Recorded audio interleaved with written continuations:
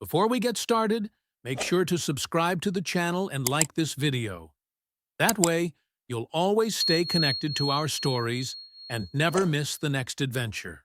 The Meridian's edge drifted through the void like a metallic whale, its hull gleaming under the light of distant stars.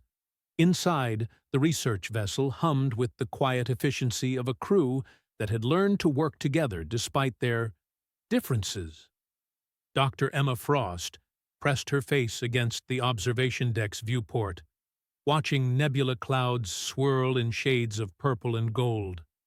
3 months aboard this floating laboratory, and she still couldn't get used to the view. Back on Earth, the night sky had been a comforting blanket of familiar constellations. Out here, everything was alien, beautiful, and just a little bit terrifying.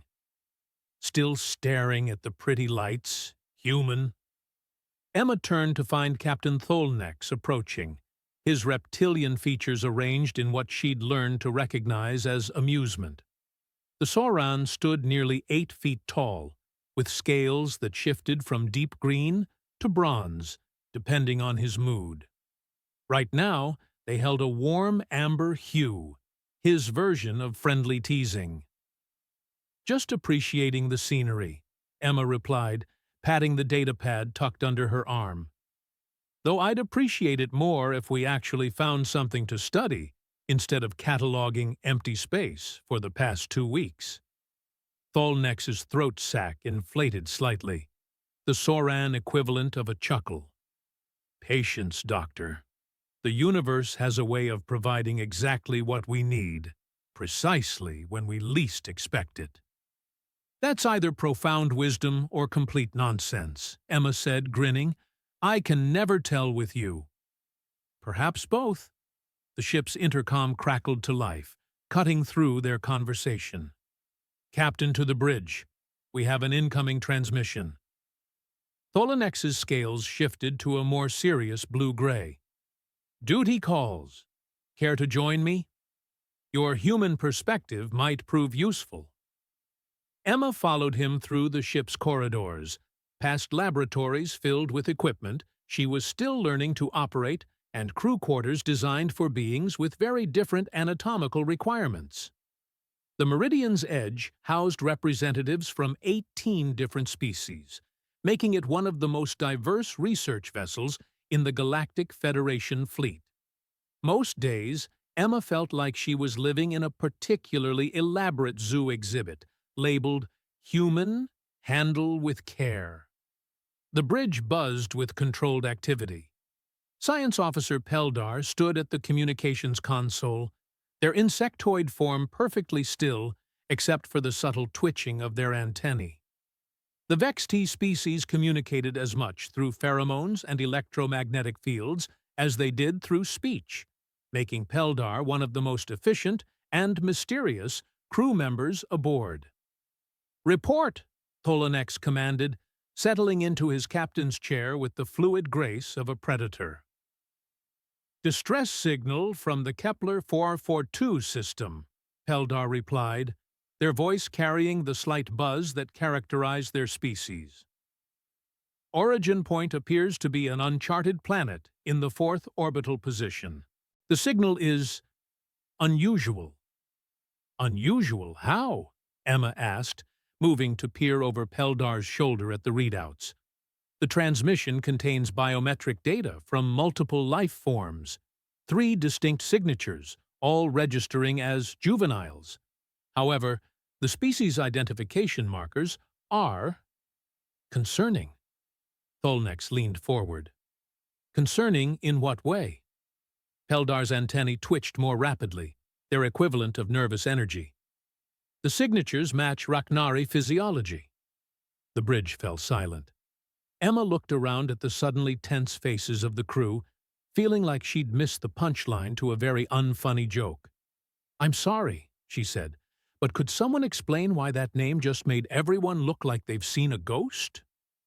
"The Rach'nari," Tholnex said slowly, "are what your species might call apex predators. They're a warrior race from the Outer Rim territories. Adult Rach'nari stand 12 feet tall, possess retractable claws capable of cutting through starship hull plating, and have been known to take on entire Federation squadrons single-handedly. "Oh," Emma said, "and we're talking about juveniles?" "Juvenile Rachni are still formidable opponents," Peldar added helpfully. "They typically reach adult size by age 10 and begin combat training at age 3. "Fantastic." Emma rubbed her temples. "So we're potentially dealing with 3 baby killing machines who are stranded and probably scared out of their minds." "That would be an accurate assessment," Tholnex confirmed. Emma studied the distress signal data streaming across Peldar's screens. The biometric readings showed elevated stress levels, irregular heartbeats, and what appeared to be signs of malnutrition.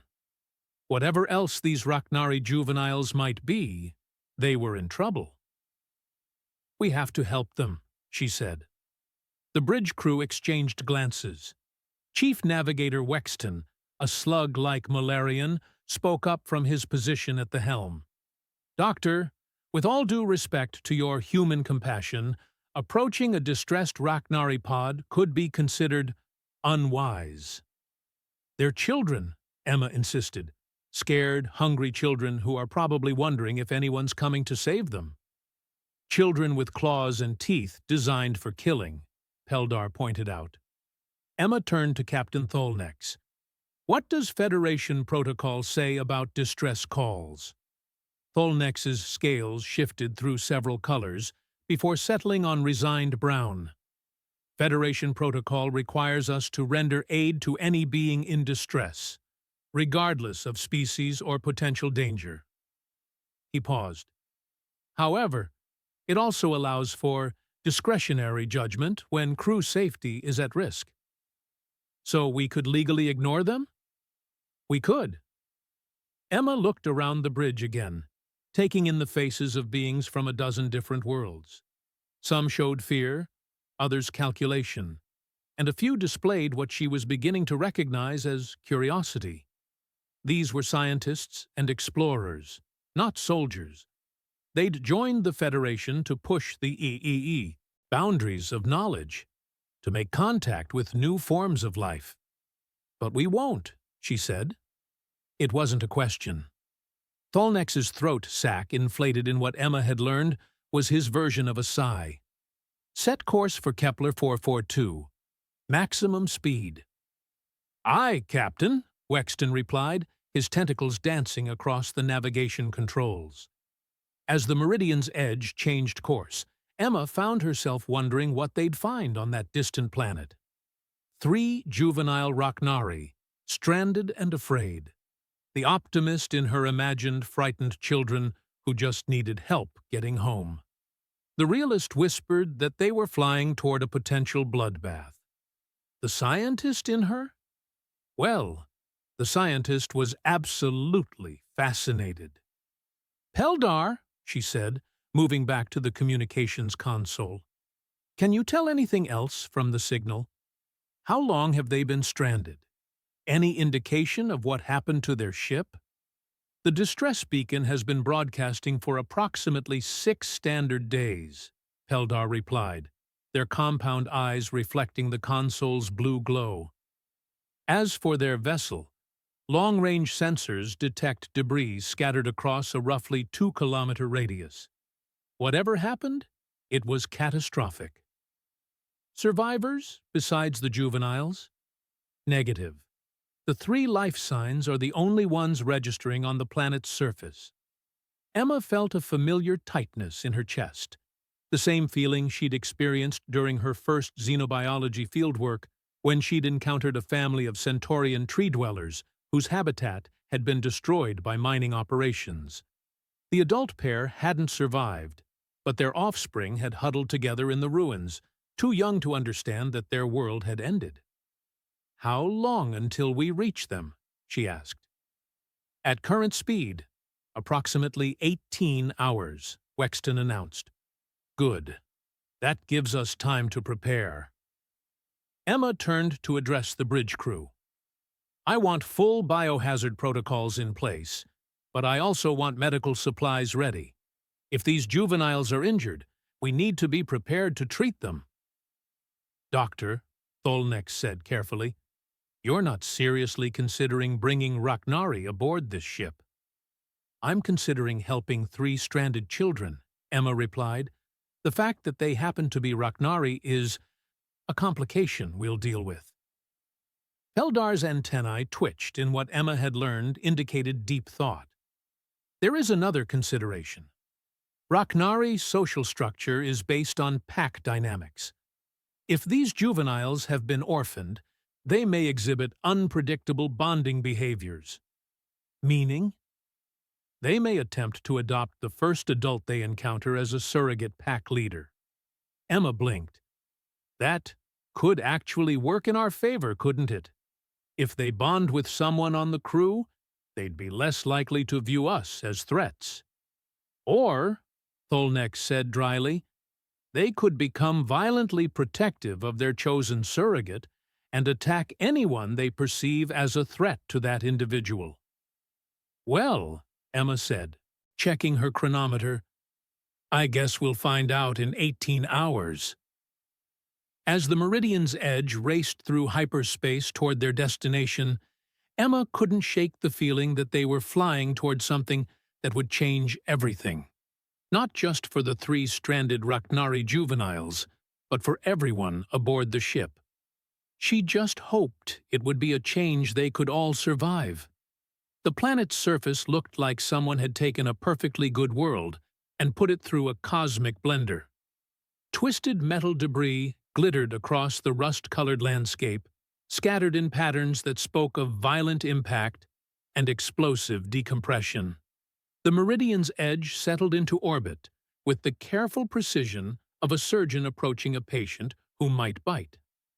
Emma stood in the shuttle bay, adjusting her environmental suit for the 3rd time in as many minutes. The suit felt bulky and restrictive. Nothing like the sleek gear she'd worn during her Earth-based fieldwork. But then again, Earth's wildlife had never included anything quite like juvenile Raknari. "Nervous, Doctor?" Tholnex asked, his own suit modified to accommodate his reptilian physiology. The captain had insisted on leading the away team personally, despite Emma's protests that she should make first contact alone. "Excited," Emma corrected, though her hands were definitely shaking as she checked her medical scanner for the 4th time. "This is unprecedented. No Federation scientist has ever studied Raknari behavior patterns, especially not juvenile social dynamics." "There's usually a good reason when no one studied something," muttered Chief Security Officer Dexril, a bear-like Ursanian whose species had evolved from pack hunters. His massive frame was squeezed into the largest environmental suit aboard the ship, making him look like a very grumpy, very dangerous marshmallow. Peldar approached the group, moving with the eerie, silent grace of their species. Long-range sensors confirm 3 life signs concentrated near the largest debris field. Biometric readings indicate elevated stress levels, but stable vital signs. "Any signs of aggression?" Dexril asked hopefully. Emma suspected he was looking forward to the possibility of a fight. Ursanians found combat relaxing. "Difficult to determine from orbit," Peldar replied. "However, the juveniles appear to have constructed some form of shelter using wreckage from their vessel." Emma felt a spark of professional interest. "Tool use and construction behavior? That suggests higher cognitive function than most Federation reports indicate." "Most Federation reports about Raknari come from battlefield encounters," Tholnex pointed out. "Not exactly ideal conditions for behavioral observation." The Shuttle Wanderer was a compact vessel designed for planetary surveys, with enough room for 6 crew members and basic scientific equipment.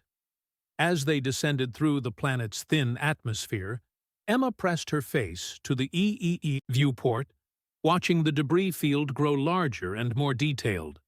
What she saw made her breath catch. The wreckage wasn't randomly scattered. It had been organized, Larger pieces of hull plating formed a rough circle, with smaller components arranged in what looked almost like defensive positions. At the center of the circle, three dark shapes moved with quick, nervous energy. "They've built a fortress," she whispered. "Smart little predators," Dexril admitted grudgingly. "They know how to make a defensive position." The shuttle touched down approximately 50 meters from the makeshift shelter, close enough for easy approach, but far enough to avoid seeming immediately threatening. Through the viewport, Emma could see the three juveniles clearly now. They were not what she'd expected. The largest stood perhaps 5 feet tall, with the lean, muscular build of a natural athlete. Its fur was a deep charcoal gray, with silver markings along the arms and legs, markings that seemed to shift and change as Emma watched. The middle juvenile was slightly smaller, with lighter gray fur and more pronounced facial features that struck Emma as almost delicate. The smallest was clearly the baby of the group, maybe 3 feet tall with fluffy, almost downy fur that made it look deceptively cuddly. All three had the distinctive Raknari features: elongated skulls, large eyes adapted for low-light hunting, and hands that ended in retractable claws. But there was something else, something the Federation reports had never mentioned. They looked scared. "Peldar," Emma said softly, "are you picking up any pheromone signatures?" "Affirmative. High levels of stress markers, but also curiosity compounds. They're frightened, but interested in our presence." "That's encouraging," Tholnek said, though his hand rested casually on his sidearm. "Doctor, you're the xenobiologist. What's your recommendation for first contact?" Emma studied the three juveniles through the viewport. The largest, she decided to think of it as the eldest, had positioned itself between the other two and the shuttle. Classic protective behavior. The middle juvenile kept darting glances between the shuttle and something behind the shelter. The youngest was actually taking small steps toward them, only to be quickly herded back by its older sibling. "I go out alone," Emma said. "No weapons, no threatening gestures. Let them see I'm not a danger." "Absolutely not," Dexril growled. "Doctor, those children could tear you apart in seconds." "They could," Emma agreed. "But they won't. Look at their body language. They're defensive, not aggressive. The eldest is protecting the others, not preparing to attack." "How can you possibly know that?" Tholnek asked. Emma smiled. "Because I've seen the same behavior in dozens of species. Fear looks the same whether you're dealing with earth mammals or alien predators. They're not planning to hurt us. They're trying to figure out if we're planning to hurt them." She moved toward the shuttle's exit hatch, pausing only to remove her sidearm and hand it to Dexril. "If something goes wrong, don't come after me. Just get back to the ship and report what happened." "Doctor," Tholnek started. "That's an order," Emma said, then grinned. "Well, technically it's a really strong suggestion, since I don't actually outrank anyone here." The planet's atmosphere was breathable, but thin, with a metallic taste that made Emma's nose wrinkle. She stepped out of the shuttle slowly, keeping her hands visible and her movements deliberate. The three juveniles immediately focused on her, their large eyes tracking her every step. "Hello," she said softly, knowing they probably couldn't understand her words, but hoping her tone would convey peaceful intentions. "My name is Emma. We received your distress signal." The eldest juvenile tilted its head, ears pricking forward. Up close, Emma could see the intelligence in its eyes, not the mindless aggression Federation reports described, but sharp, calculating awareness. She took another step forward. The middle juvenile made a soft, chittering sound, some kind of communication with its siblings. The youngest took a step toward Emma, only to be immediately blocked by the eldest. "It's okay," Emma said, crouching down to make herself less threatening. "I'm not going to hurt you." That's when something extraordinary happened. The youngest juvenile pushed past its older sibling and approached Emma directly. Not with the cautious stalking of a predator, but with the curious waddle of a child investigating something new and interesting. Emma held perfectly still as the small Raknari came within arm's reach. It extended one clawed hand toward her, stopping just short of contact. Emma could see the other two juveniles tensing, ready to intervene if she made any threatening moves. Slowly, carefully, Emma extended her own hand. The youngest Raknari touched her gloved fingers with one claw, then immediately pulled back and made a series of excited chirping sounds to its siblings. The middle juvenile approached next, moving with more caution but clear curiosity. "That's it," Emma murmured. "I'm not scary, am I?" The eldest juvenile remained at a distance, but Emma could see its posture relaxing slightly. These weren't mindless killing machines. They were intelligent beings capable of evaluation and judgment. "Doctor," Tholnex's voice crackled through her comm unit, "your biometric readings are off the charts. Are you all right?" "I'm fine," Emma replied softly. "Better than fine. Captain, these juveniles aren't what we expected. They're remarkable."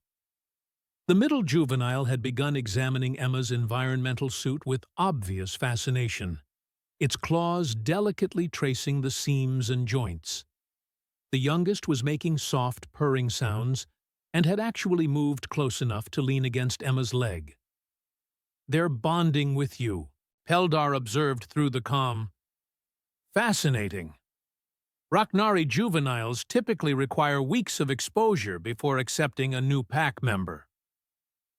"Maybe they're just desperate for contact," Emma suggested. But even as she said it, she knew it was more than that. There was something special happening here, something that defied everything the Federation thought it knew about Raknari behavior. The eldest juvenile finally approached, moving with the careful dignity of someone accepting a necessary risk.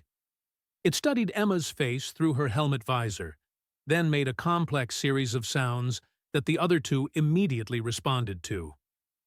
"I wish I could understand what you're saying," Emma said.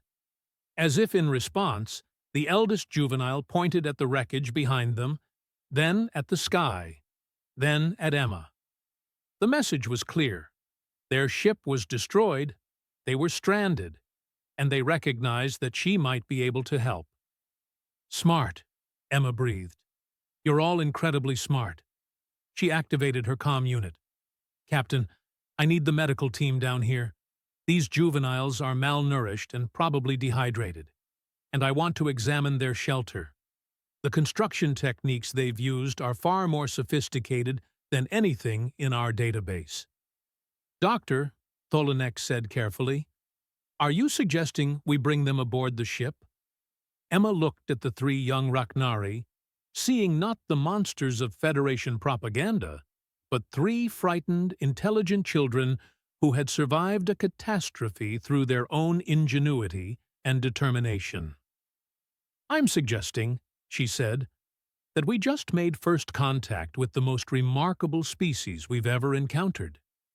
And yes, Captain, I think we should invite them home." The youngest Raknari chose that moment to wrap its arms around Emma's leg in what could only be described as a hug. Emma smiled. "I don't think they're going to be a problem." She had no idea how wrong she was about to be. The medical bay of the Meridian's Edge had never hosted patients quite like these. Emma watched as Dr. Yolan, the ship's Altarian chief medical officer, ran his scanner over the youngest Raknari for the third time. The little one, Emma had started thinking of him as Pip, sat perfectly still on the examination table, his large eyes following every movement of the medical equipment with obvious fascination. "Remarkable," Dr. Yolan muttered, his 4 arms working independently as he recorded data. Bone density is 30% higher than projected. Muscle development is extraordinary for their age. And their neural activity. He paused, antennae twitching with excitement. Dr. Frost, these juveniles show cognitive patterns I've never seen before. What kind of patterns? Emma asked, though she was more focused on the eldest Raknari, Nix, she'd decided to call him, who stood guard near the medical bay's entrance. His posture screamed protective alertness, and his eyes never left the medical staff for more than a few seconds. Problem-solving capabilities that exceed adult levels in most Federation species, pattern recognition that borders on precognitive, and their pack coordination. Dr. Yolen gestured toward the middle juvenile Jex, who was methodically examining every piece of equipment in the room. They're not just communicating, they're sharing sensory data in real time. Emma nodded. She'd noticed the same thing during the past 6 hours since bringing the cubs aboard. They moved like a single organism with 3 bodies, each one instinctively knowing what the others were thinking and feeling. "Any signs of malnutrition or injury?" she asked. "Minor dehydration, some superficial cuts that are already healing, and evidence of chronic stress, but nothing life-threatening." Dr. Yolan's expression grew more serious. "However, I am detecting elevated cortisol levels consistent with recent trauma. These juveniles have experienced something profoundly disturbing."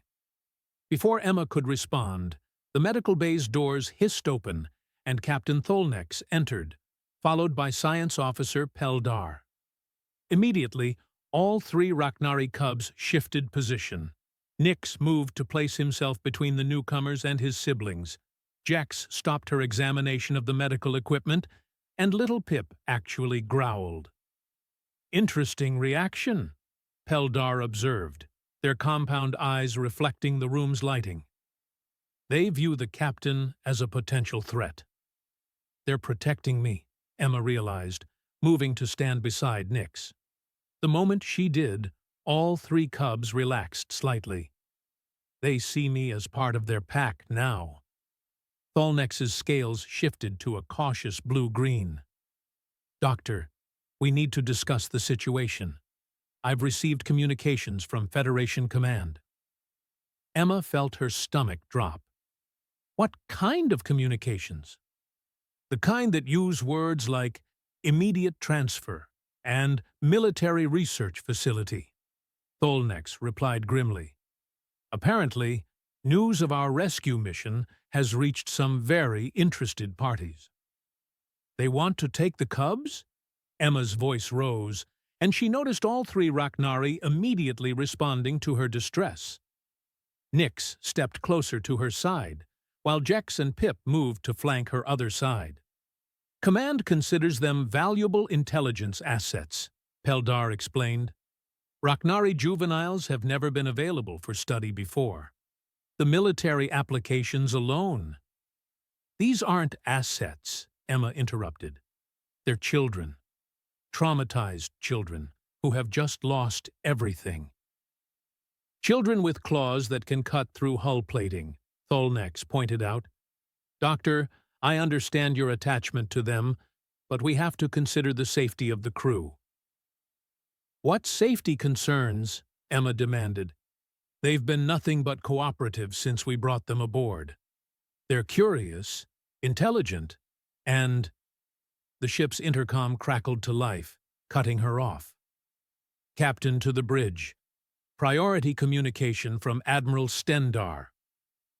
Tholnex's scales went completely gray. Never a good sign. "We'll continue this discussion later, Doctor. For now, keep the juveniles in the medical bay. No one else goes in or out without my authorization."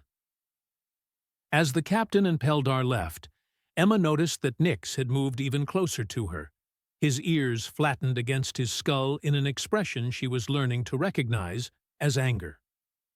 Jex was making soft, chittering sounds that sounded distinctly agitated, and Pip had begun pacing in tight circles. "They understand more than we think," Dr. Yolen observed quietly. "Look at their stress indicators. They're responding to the emotional content of the conversation, not just the tone." Emma knelt down so she was at eye level with the cubs. "It's going to be okay," she said softly. "I won't let anyone hurt you." Nix tilted his head, studying her face with those impossibly intelligent eyes. Then he did something that made Emma's heart skip a beat.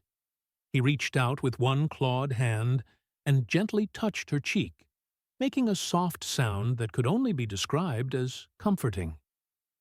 "He's trying to reassure you," Dr. Yolen whispered in amazement. "The juvenile is attempting to provide emotional support to the adult. That's unprecedented in predator species." 2 hours later, Emma was pacing the medical bay while the cubs watched her with growing concern. She'd tried to contact Captain Tholnex 3 times, but the bridge crew kept telling her he was in classified communications with Federation Command. "Doctor," Jex had somehow figured out how to activate the medical bay's computer terminal and was pointing at the screen. Emma approached and saw that the clever little Raknari had accessed the ship's news feeds. What she saw made her blood run cold. Headlines scrolled across the screen. "Federation forces engage Raknari separatists in Outer Rim. Military operation cleanses terrorist stronghold. No survivors reported in anti-Federation uprising." Emma's hands shook as she read the details.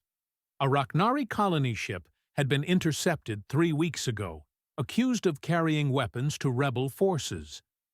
When they refused to submit to boarding, Federation warships had opened fire. The ship had been destroyed with all hands, except for an escape pod that had launched just before the final explosion. "Oh, God," Emma breathed. "Your parents! They weren't terrorists, were they? They were just trying to protect you."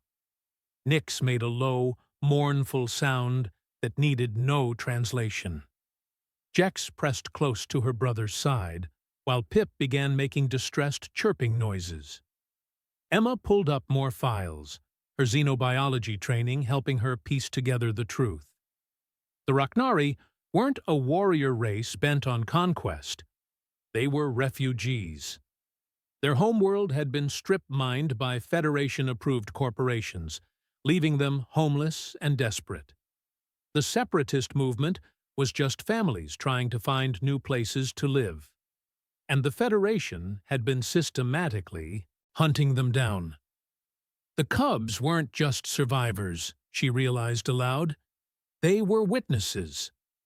The medical bay doors suddenly hissed open, and Captain Tholnex entered with Science Officer Peldar and 2 security guards Emma didn't recognize.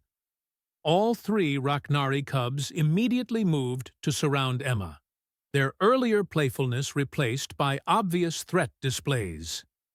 "Dr. Frost," Tholnex said formally, "by order of Admiral Stendar, you are to surrender custody of the Raknari juveniles for immediate transfer to Research Station Omega-9.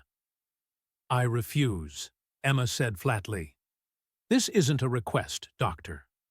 The juveniles represent a significant security risk to this vessel and its crew." "The only security risk here is from the Federation," Emma shot back.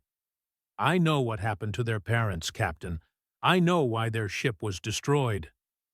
Tholnex's scales shifted uncomfortably. "Doctor, you're not seeing the full picture.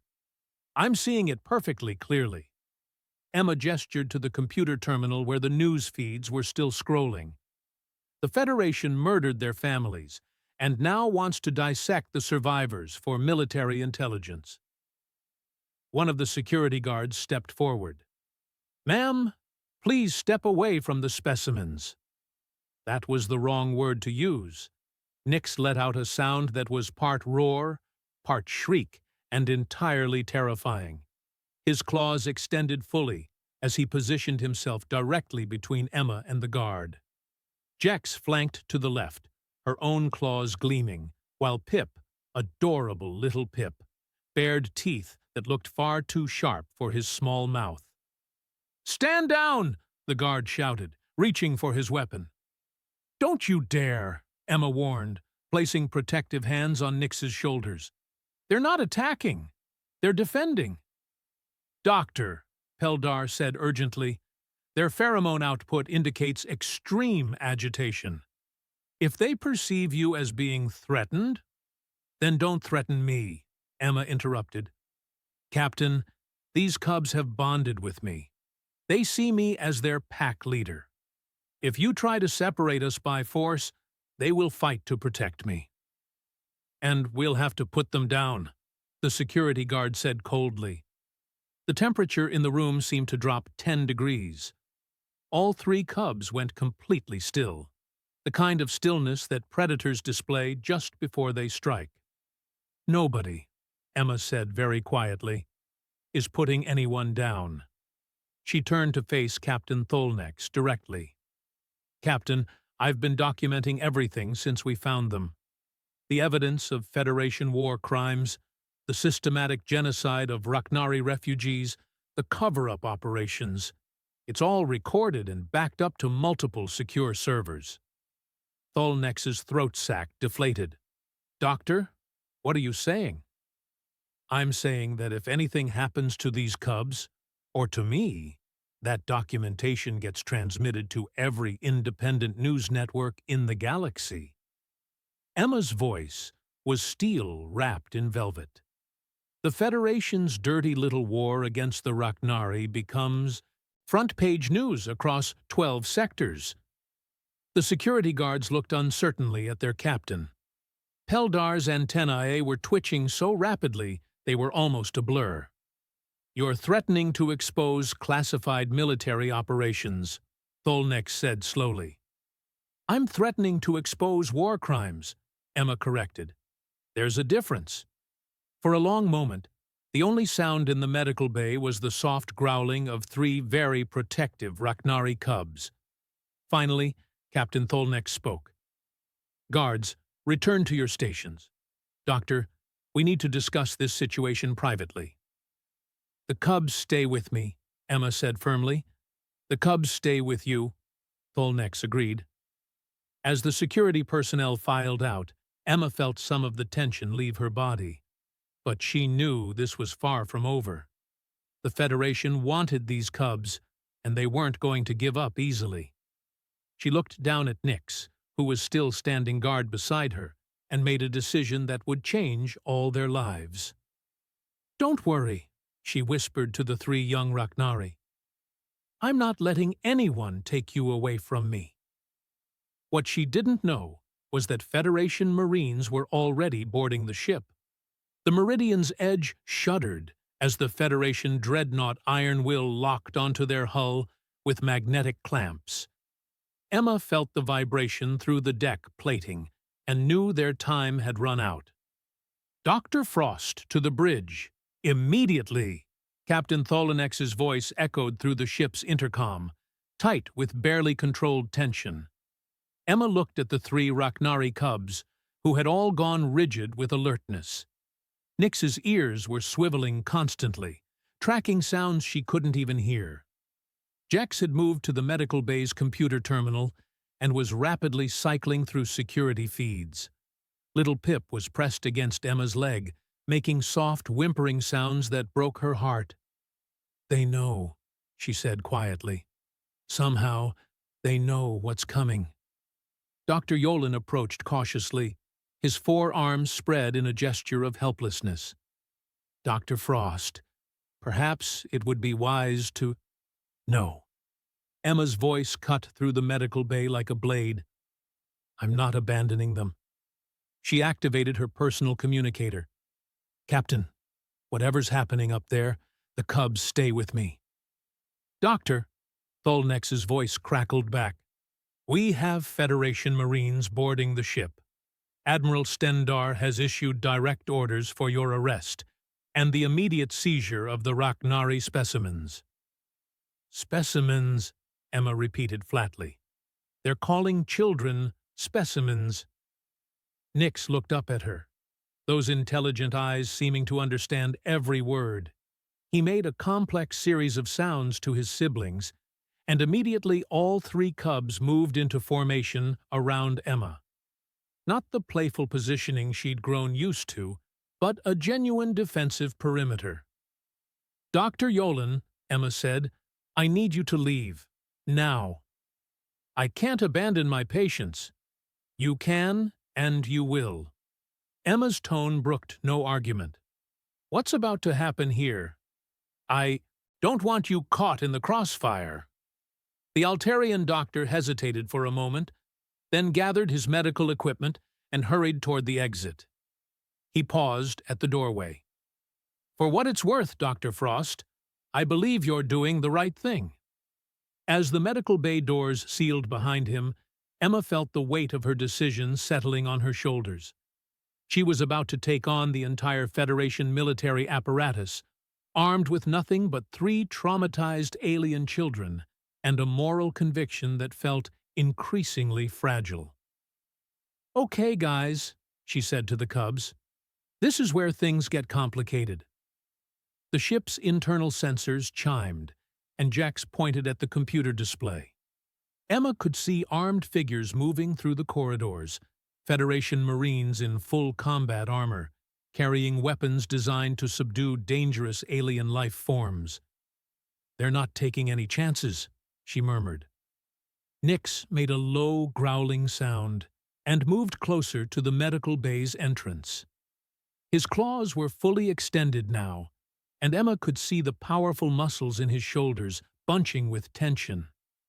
Jex had positioned herself near the emergency medical supplies, while Pip, brave little Pip, stood directly in front of Emma with his tiny fists clenched. "No," Emma said firmly, kneeling down to address all 3 cubs. "Listen to me. I know you want to protect me, but I need you to trust me. Can you do that?" 3 pairs of large, intelligent eyes focused on her face. Nix tilted his head, in what she'd learned was a questioning gesture. "I have a plan," Emma continued, "but it only works if you let me handle the talking. No matter what happens, no matter how scared you get, you stay calm and you stay close to me. Understand?" The cubs exchanged rapid communications in their chittering language. Then Nix stepped forward and gently placed one clawed hand on Emma's arm.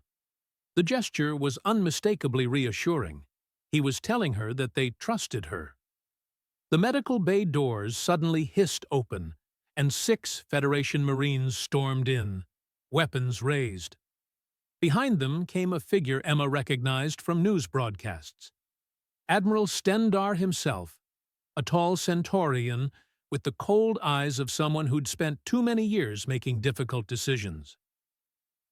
"Dr. Emma Frost," the Admiral said, his voice carrying the authority of absolute command.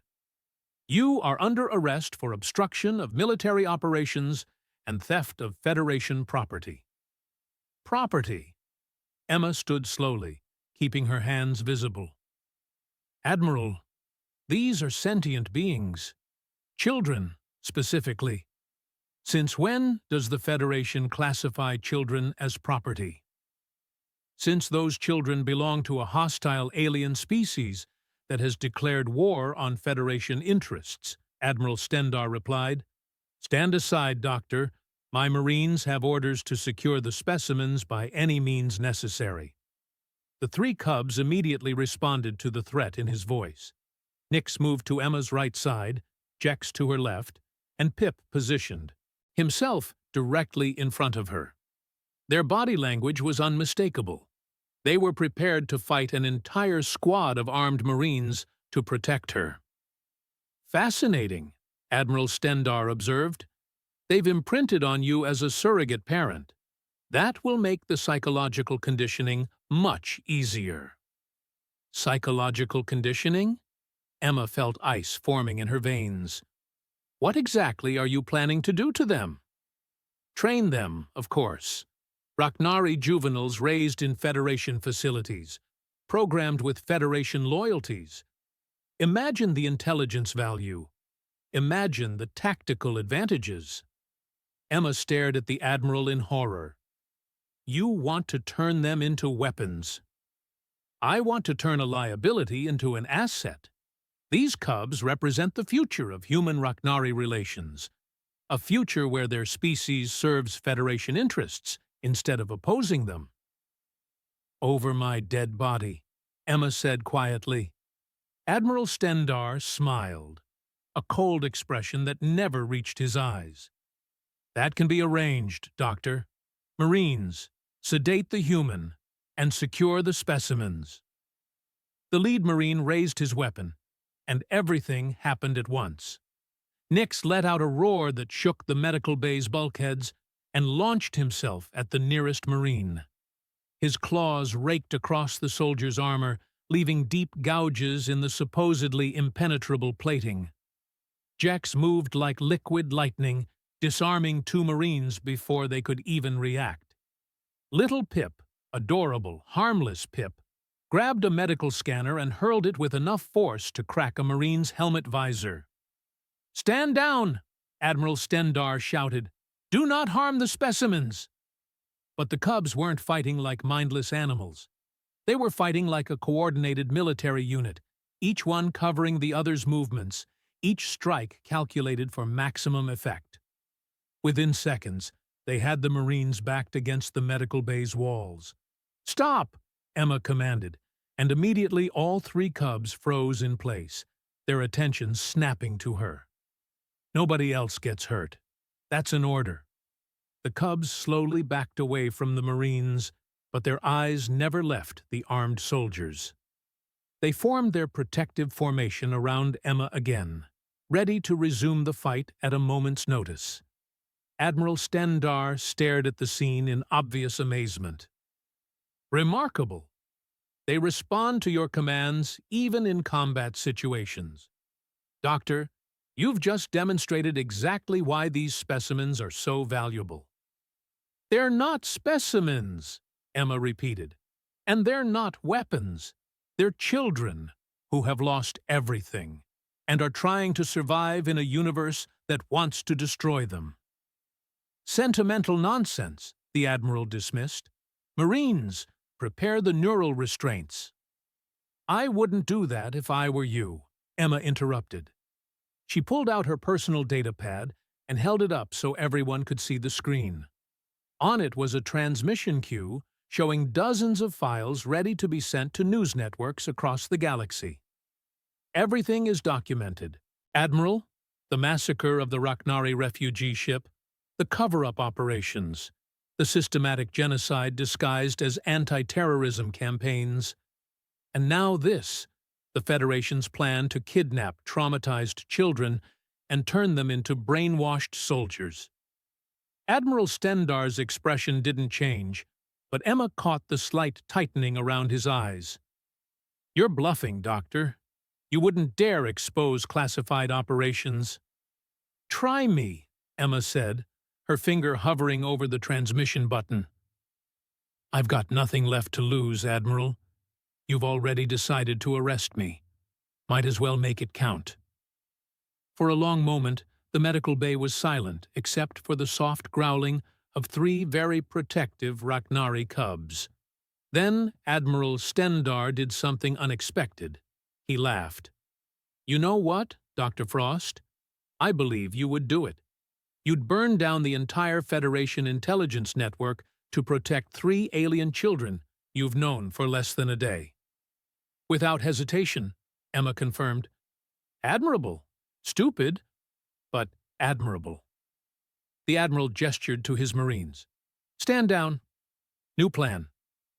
Emma felt a moment of hope, quickly crushed by the Admiral's next words. We'll take the ship, all of it, crew, cargo, and specimens. A tragic accident in hyperspace. These things happen in deep space exploration. You can't, Emma started. I can do whatever is necessary to protect Federation interests, Admiral Stendar cut her off.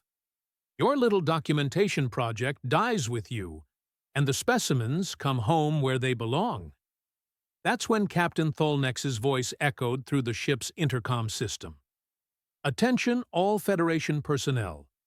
This is Captain Tholnex of the research vessel Meridian's Edge. I am formally requesting political asylum from the Altarian Diplomatic Corps for myself, my crew, and our passengers. Admiral Stendar's face went white. What did he just do? He just made this an international incident, Emma said, grinning for the first time in hours. The Altarians have mutual protection treaties with 18 different species. You can't just make us disappear anymore, Admiral. The ship's intercom crackled again. Furthermore, I am transmitting a full record of this conversation to the Galactic Council's Human Rights Commission. Admiral Stendar, you are ordered to withdraw your forces immediately, or face charges of illegal detention and attempted genocide. Emma looked down at the 3 Raknari cubs, who were still maintaining their protective formation, but no longer looked quite so tense. Nyx made a soft, questioning sound. It's okay, she told them. We're going home. All of us. Together. Admiral Stendar stared at her for a long moment, then activated his communicator. All Marines, return to the Iron Will. We're withdrawing. As the Federation forces filed out of the medical bay, the Admiral paused at the doorway. This isn't over, Dr. Frost. The Federation has a long memory. So do I, Emma replied, and so do they. She gestured to the 3 cubs, who were now clustered around her legs like oversized, clawed puppies. 3 months later, Emma stood on the observation deck of Research Station Haven, watching the cubs, now significantly larger and more confident, play in the station's recreation area. Nyx had appointed himself the official guardian of the station's other refugee children, regardless of species. Jex had discovered a talent for engineering and was already helping with station maintenance, and Pip had become the unofficial mascot of the entire facility, charming visitors with his boundless curiosity and infectious enthusiasm. Any regrets? Captain Tholnex asked, joining her at the viewport. Emma smiled, watching as Pip attempted to teach a group of young Altarians how to climb the recreation area's artificial trees. None whatsoever, she said. They're exactly where they belong. And the Federation? Still making threats, still demanding our extradition. Emma shrugged. Let them. We've got 18 species backing our asylum claim, and enough documented evidence to keep Federation prosecutors busy for decades. Nyx looked up from where he was mediating a dispute between 2 young refugees and caught Emma's eye. He raised one clawed hand in what had become their private greeting, a gesture that meant both hello and thank you and family. Emma raised her hand in response, and somewhere in her chest, she felt that familiar warmth that came from knowing she was exactly where she needed to be. The funny thing is, she told Tholnex, they were never the dangerous ones. The cubs, I mean. The real predators were wearing Federation uniforms. Outside the viewport, the stars wheeled in their ancient patterns, indifferent to the small dramas of the beings who traveled between them.